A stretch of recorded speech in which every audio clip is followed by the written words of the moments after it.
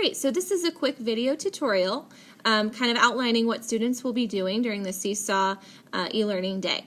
So as I mentioned, Seesaw is what students are going to be using to complete activities while they're at home. They are going to find the Seesaw app. They're going to go ahead and click on the Seesaw app. Once students are in, they are going to go to the light bulb on the right-hand corner next to Inbox, and they're going to click Activities. So this is where they're going to see all 5 of their activities. There is a Reading Our Blends activity. There is a Math activity.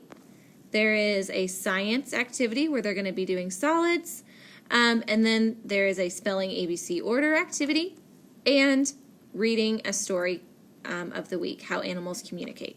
So there's 1, 2, 3, 4, 5 activities. Students can actually click on where this grayish bar is, where it says 0 responses. They can click on that, and it's going to show whether or not they have submitted or not. So obviously no kiddos have responded yet. It says no response for all of my students. However, when students submit, it's going to say waiting for a response, because I actually have to approve everything before it gets posted online.